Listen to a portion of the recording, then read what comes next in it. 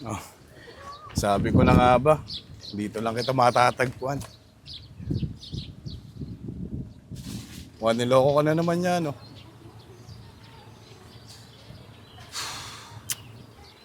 Sabi ko naman sa'yo, tol, eh. Iwanan mo na siya. Ilang beses ka na niya niloko. Hindi ka pa rin ba natututo? Anong magagawa ko? Mahal na mahal ko eh. Yun na nga, tol. Mahal mo. Eh, ang tanong, mahal ka ba niya?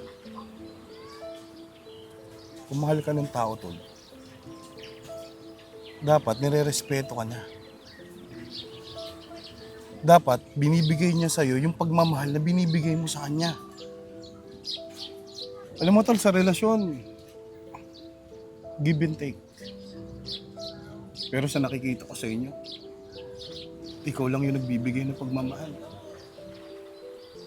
Hindi lang ikaw yung lagi nagbibigay. Paano mo masasabing mahal ka niya? Hindi ka nga niya inaasikaso. Ikaw lang yung nagbibigay ng pagmamahal. E paano ka?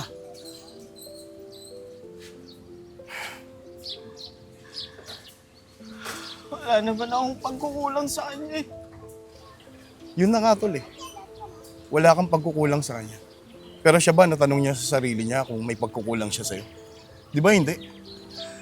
Tol, huwag mo nang pahirapan yung sarili mo. At saka huwag mo nang piliting habulin yung taong ayaw naman sa'yo. Hanggang kailan mo ba gustong saktan yung sarili mo? Hanggang kailan ka magpapakatanga dun sa babaeng yun? Sarili mo na ang nawala. Pero hindi mo pa napapansin yun. Dahil sa paghabol mo dun sa taong yun. Yun na nga yung dahilan eh. Hindi ko alam.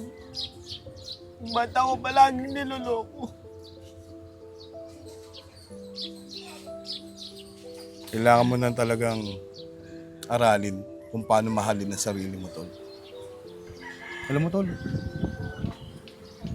galing din ako sa ganyang relasyon. Nasaktan, niloko, ng paulit-ulit. Hanggang sa natuto ko. Kaya yun dapat na mangyari sa'yo. Kailangan matuto ka na. Ilang beses ka na niya niloko, di ba? Pero tignan mo sarili mo ngayon. Pero alam mo, tol, ang mahirap dito, kahit ano naman ang sabihin ko sa'yo, hindi ka naman nakikinig eh. Hindi mo ba naiisip? Ilang beses ka na niya niloko. Sinong kasama mo ako sa mga oras na down ka? Galit na galit ka sa sarili mo. Kasi iniisip mo, ikaw yung nagkulang. Naawa na ako sa'yo, tol. Labanan mo, tatagan mo sarili mo. Ha? Kaya ako nandito bilang kaibigan mo. Huwag mo sirain ang sarili mo dahil sa maling tao. Subukan mo mahalin ang sarili mo. Yun ang simulan mo. Salamat, tol. Ano problema? Lagi ka na dyan. Ganun talaga, tol. Sino pa magtutulong kung di tayo lang.